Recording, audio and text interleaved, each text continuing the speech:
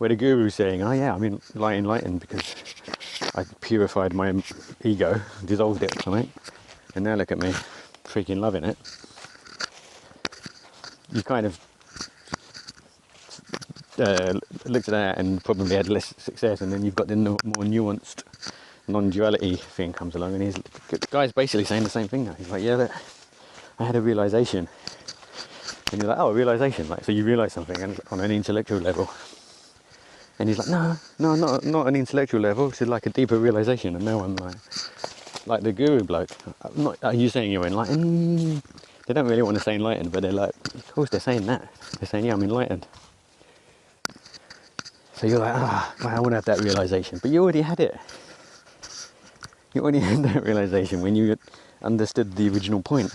Oh yeah, the ego and the awareness is the one thing. You can't have one without the other. So the current state, as long as you like reasonably self-reflective, and you can be like, oh yeah, like, yeah, the ego is the awareness, isn't it?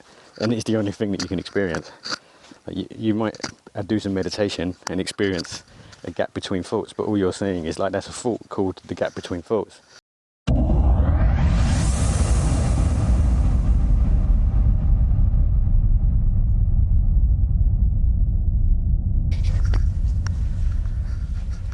If the ego tried to exist without the awareness, it wouldn't have that self-reflecting mechanism in order to be able to function as an ego.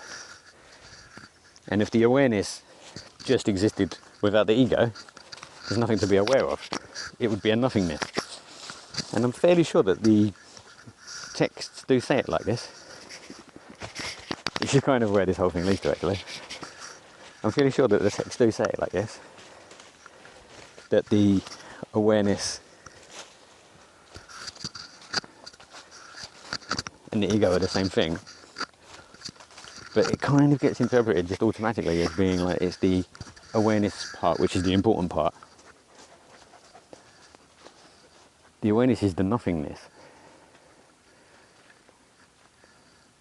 You can't experience it, I think, is what we're getting towards here.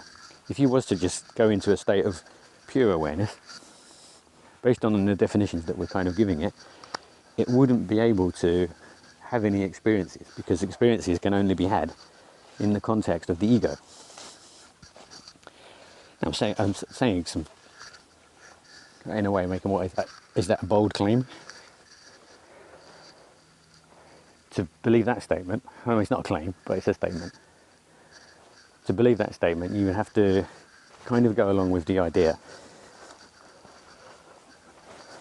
So if I'm saying like, yeah, I did some meditating and I reached a state of an awareness, I kind of had an enlightenment moment, and I was aware without my ego for a while. I experienced like a non-ego consciousness, and it was a better one because there was no thoughts, and within that moment, it was bliss state, no thinking involved. Let my thoughts settle, and there was no thinking, and that was a better state than normal thinking consciousness. So I've done it. Like, I know what it is now. Now I can like know what I'm aiming for the overall enlightenment thing. Now, if non-dual was saying no, there's no gap there.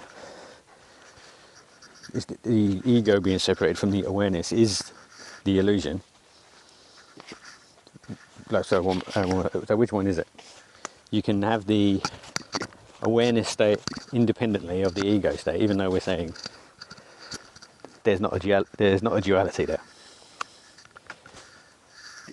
So if there's not a duality there, and the ego state can't exist independently or vice versa, it tends to suggest towards the fact that they are the same thing. And so what were they talking about actually when they're talking about enlightenment? The enlightened consciousness, because I think they're saying something like there's 4 states of being: the deep sleep, the dreaming, the regular awake, and then enlightened. And then ask you to you can reference some of those. So deep sleep, you can't actually remember it because you was deeply asleep. You weren't dreaming, So as far as you're concerned, it was like a time jump, nothing happened. You had no mind active. There's no ego there, you just basically in nothingness. And then you've got the dreaming state where you're in an ego, dreams and the mind, you're aware and you're living a different version of your ego. Kind of the same ego, but like a slightly different flavour of it. We all know that one. And then the being awake state. And remember, I'm describing like what the original texts were telling us. Like there's the awake state, that's the normal one. And they would say, yeah, like, that's the one you're in now. That's where you're having thoughts, but you're in the real world. And you feel like you're in control, but then you don't feel like you're in control and you're doing your life. And you're not enlightened. And that's the next one, where you're happy, in control, not anxious, you've discovered the meaning, and you're okay. And the idea is like the current one's shit, the one that you've got now, you've got to get to that next one, meditate and all, do the things. But even with the non-duality, it comes along and says, yeah, actually it's an illusion. The awareness and the mind is an illusion, there's only one. But the conclusion from all the current non-duality people seems to be like almost the same, that like, oh, it's still like, the goal is though to get to that next level of awareness. It doesn't really change anything, it's saying like, yeah, it's an illusion that your ego's separate. But you still got to try and get enlightened by understanding this fact, that there's non-duality. But I think there's a flaw in the logic there and in the understanding of maybe what the ancients were talking about when they was describing those different states, because they can describe the ones that we're familiar with: deep sleep, no nothingness, dreaming, and then being awake. We can relate to those, and then they jump to this like not enlightened one. Pretty similar, or at least it should be pretty similar to the deep sleep one. Because if there's no mind or awareness, like there wouldn't be in deep sleep, you would expect that it to be kind of a non-experience. Because the mind and the ego go together, combined they make experience, whether you're like thinking a specific thought or kind of dreaming between thoughts. That whole experience of being self-reflective is actually happening, and as soon as you switch one or the other, which you have to switch both off at the same time, then it's gone, and then you're in deep sleep or enlightenment. You wouldn't remember though if you was the enlightenment is all, from that point of view, or not enlightenment, but being in a no thoughts frame of mind would be no awareness frame of mind, and then you wouldn't remember what had actually happened.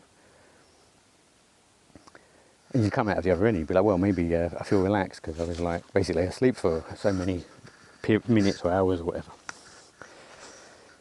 So yeah, they've kind of said non-duality. Yeah, that sounds better than spirituality, because it's kind of putting some, I don't know, reality model in place, which sounds even more spiritual to say, yeah, it's all one. But then it's still saying, you're like, okay, there's still that next state of consciousness that you have to kind of achieve by having this realization of the non-dual reality. So you listen to that and you're like, actually, yeah, makes sense. Like the isness that I experience is one thing. Looking out is one thing. There's a mind and an awareness, and the mind and the awareness are kind of codependent, symbiotic, if you can use that in a non-biological way. So that is this regular state of awareness, and then the enlightenment one is like the same thing, and that's where you kind of get stuck. Wait a minute, why is there an additional enlightenment level? That would just be the deep sleep thing. Is it actually worth going into deep sleep if you don't even remember it? And non-duality is also kind of saying that you can't control that ego thing anyway, so it doesn't even matter what's happening in your mind.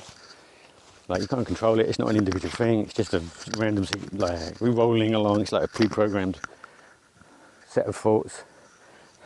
And in a way, that's kind of one of the things that's good about non-duality attempting. Is like, oh yeah, it's all just a random set of rolling thoughts.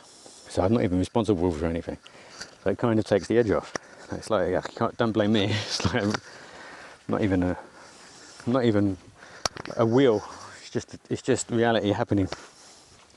So I can kind of just relax. Or it could be that when they was talking about this non-duality and the ego and the awareness are the same thing, and there being the enlightened state, like where you've realised that, you've made that realisation, that could just be making that realisation. And they're not trying to say there's another level to it, like where you can like dissolve into it or anything like that. You're already dissolved into it. That is the teaching.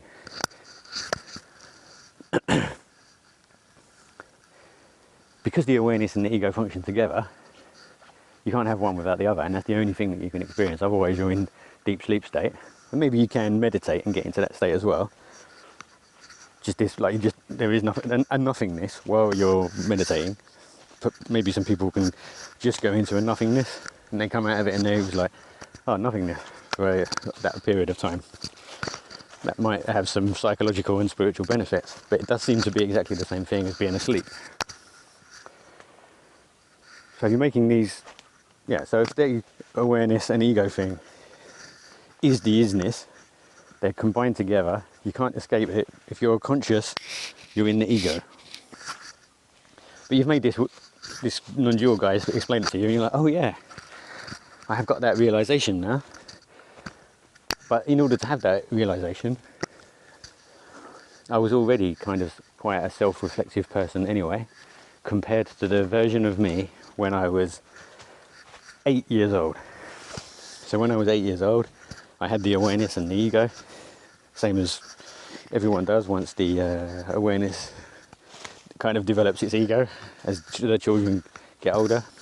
But that ego at 8 years old, I didn't know what was going on really. It was quite intuitive, but it wasn't really in control of its own destiny. It would just blindly follow and trust what was going on, like follow its parents or its teachers, and ideas can be inculcated into the brain without any resistance. It's got a thinking mechanism, but it's not self-reflective in the way that I'm doing right now, or, you know, sort of like smart people can be. That self-reflective thing, and being self-reflective, and that is also a thing that's got varying scales. How honest you can actually be with yourself during self-reflection is a progressive thing. Progressive, it's not. It can grow. You can become more self-reflective. You can realise your own areas of yourself where you're lying to yourself. It's like growing your intellect, or how realistic you are about stuff. And then as that grows, obviously you reach a point where you can look at something like non-duality or spirituality teaching and, you know, break it down in your own mind, like I just did, and come to your own conclusions. And the conclusion that I'm coming to, yeah, I mean, I've spoken through it pretty clearly, but to spell it out, is that the enlightened state that the non-duality teachers are teaching, and kind of by extension then what the regular spiritual teachers are teaching, is the current state that I'm in right now. I'm not claiming to be enlightened by saying that. I'm saying that the state that these guys was talking about as being the enlightenment state isn't the nothingness that you can achieve via transcendental meditation or something and making your thoughts go away. It's just a certain level of intellectual realization, which is the ability to be self-reflective to a degree where all the stuff that I just said makes any sense. and you don't have any emotional reactions or anything where you're listening to it. It's just a series of things that have been said, and like a possible logical conclusion. Now, if that, on top of that, if that logical conclusion is one that you can be kind of generally happy about, and it makes sense to you, and you don't feel like you're lying to yourself about anything. That's the other thing right there. Do I have to have any faith for any of the stuff that I just said? Am I believing anything? I'm not saying, because I'm not claiming anything particularly. I'm just saying, what if this enlightenment state that they're talking about was the state that they were talking about as themselves? There's a bunch of probably quite a little bit older spiritual blokes chatting about this stuff, like talking about spirituality every day since they was little. Apparently in those times, if you like, it's not like your parents would want you to be like, first of all, a doctor or a lawyer and whatever. They would be like, your eldest son should be a monk. It's built in the culture much more. Then they go away, and then these guys that are the monks, they've like got hierarchies between them. It's kind of natural, I'm sure, like you in a monk-like situation, all chatting about reality and stuff. The ones that sound the smartest, the others are naturally going to look up to them, and they're going to be like, yeah, I'm enlightened now. This stuff about non-duality or the universal consciousness. Now, I think, yeah, that makes sense. Like, we can't really explain it. All we can say is that what is the ego thing is a bit of an illusion from a universal perspective, because everyone's got one and it just dissolves away. So it's not got any kind of real basis to it. And we're not even sure what it is, but we know it only exists. Well, we know it exists all the time that we're conscious, because we're always in it. I mean, that's as far as we can get with this stuff. So let's move on. But oh, and by the way, we are enlightened. So if you want to get to this, you have to understand this point. And you're not really, I guess you do have to believe it. But it's a kind of negative belief where you're kind of not believing in anything.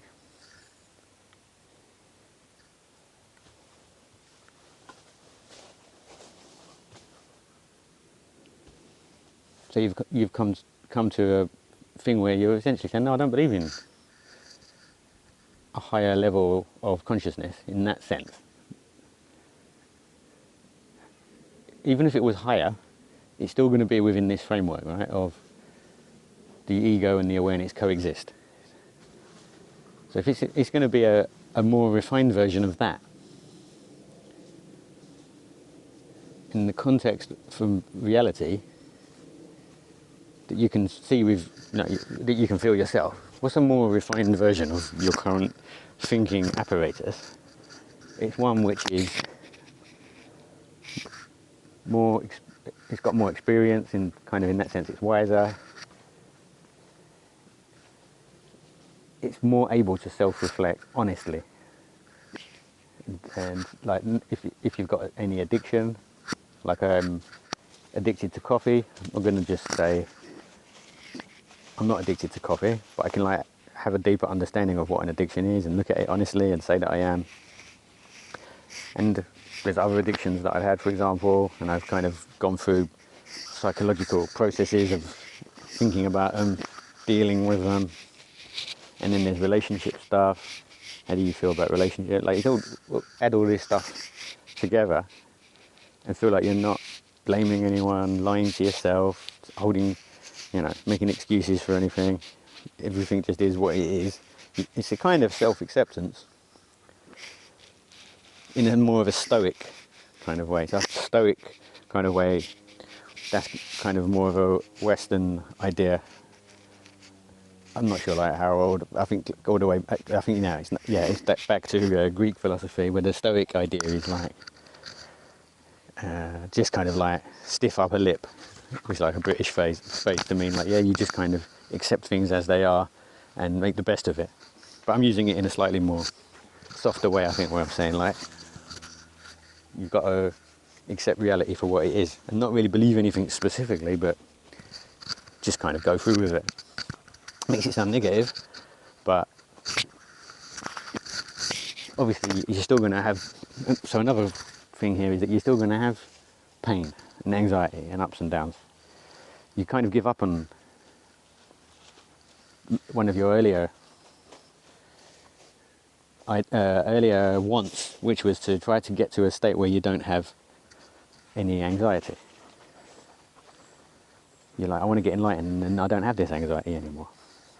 But if you're kind of accepting the non-dual, realistic, common sense, stoic thing that like this reality is it. So you're not going to get, like, there's not a thing where you can switch off feeling anxious. It will depend on the very specific circumstances that you're in. So you've got to structure your life in such a way that you're giving opportunity for good things to happen.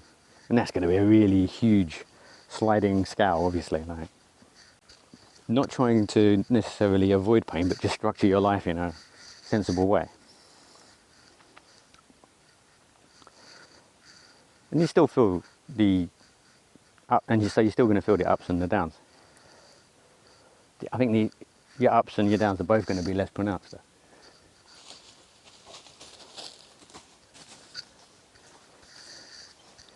And you're not claiming any actual enlightenment, you're just saying, yeah, I mean, I'm quite a self-reflexive person, I'm honest with myself. I'm not having any weird beliefs. And I think I think I'm doing okay compared to the previous version of myself, because I'm smarter now. I can still get pissed off and stuff like that, obviously.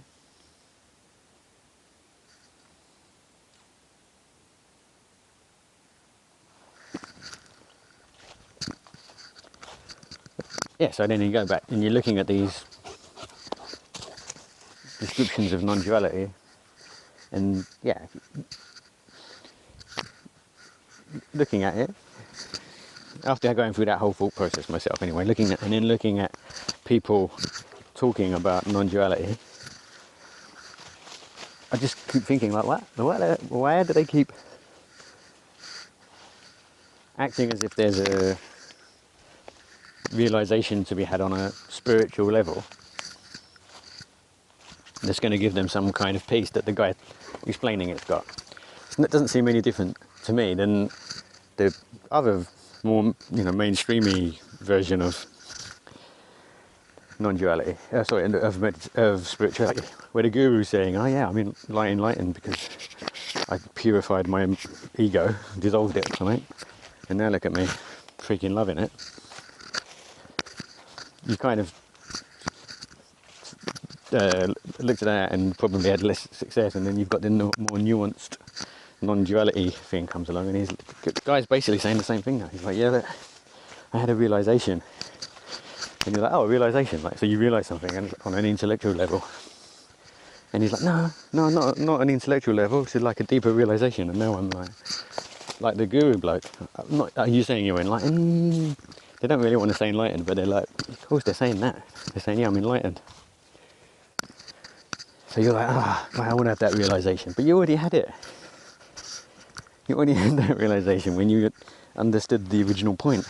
Oh yeah, the ego and the awareness is the one thing. You can't have one without the other. So the current state, as long as you reasonably self-reflective, and you can be like, oh yeah, the ego is the awareness, isn't it? And it's the only thing that you can experience. You might do some meditation and experience a gap between thoughts, but all you're seeing is that's a thought called the gap between thoughts. You're not actually experiencing a gap between thoughts. You're just thinking about being relaxed. Oh yeah, I'm doing it. Look at that, I'm doing gaps between thoughts. I'm in these freaking gaps. There's a thought in your consciousness which is saying, I'm a gap between thoughts. It makes you feel good. But it's a thought that gives you a good feeling. The non-dualist, I think, is saying that's just still part of that same thoughts awareness mechanism. If it wasn't that, you wouldn't even remember anything. You'd be in deep sleep.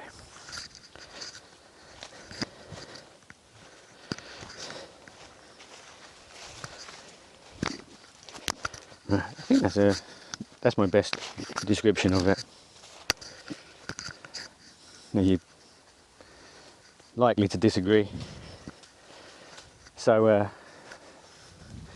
explain it back to me, the parts that you disagree. Like, subscribe, and definitely leave a comment.